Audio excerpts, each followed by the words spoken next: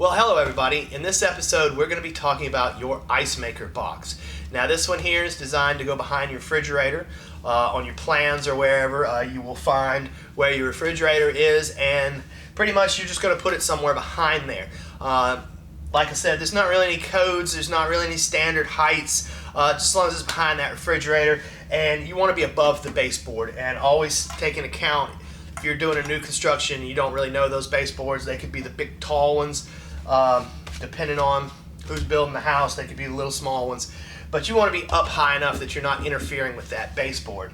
Now, more about this little box here. This one is a PEX ready, which is already set up for you to crimp PEX on here. It does have an arrestor on it, which is for that water hammer, because Icemaker has a quick closing valve. It's an electric solenoid valve that's going to snap on and snap shut, and that generates a lot of water hammer. So it's always a good idea to have an arrestor. I believe these things are going to start becoming more and more standard. You can get them without it, but you might get some knocking and stuff in the wall when that thing kicks on and off. Now, with us, we like to nail it and then do a little brace over here like this. Because if you just leave one side flopping, the sheetrock guys a lot of times can push that in the wall and they'll just cover it up. So if you brace it, it's a lot more rigid, a lot stronger, and less likely for them to forget about it. But that's basically it. I mean, with these guys, you're going to want to make sure this nut at the top is tight and that this thing doesn't spin around, because I have seen some of these. The guys will hook the PEX up and then they'll twist, they'll get up in the ceiling somewhere, and this thing will actually be pointed over the side or pointing to the back.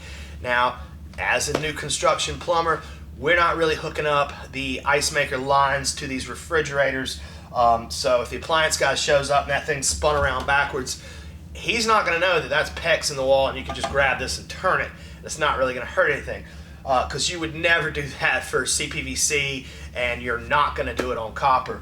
So just some things to remember. When you're done with this at rough end, make sure that little valve is pointing straight out at you. But yeah, these things are real simple. You're just going to bring a cold water supply to it. You have to notch your board or drill a little hole so you can get down to it. Pretty easy.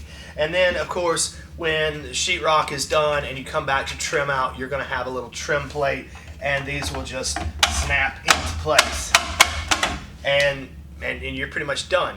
Now, if you're dealing with like a freestanding Icemaker, one of those goes in a cabinet, it's a standalone Icemaker. A lot of times, those do have drains on them. Now, there is a code with that. Your drain's going to come up, and it's going to kind of come up like a back of a wash machine, but you're going to have an air gap. Now, they make these devices. Of course, you'll have your drains sitting over here. And basically this hooks to the top of your drain pipe, and then you'll have a little P-trap down there, and then you'll hook your drain hose into here and set that screw.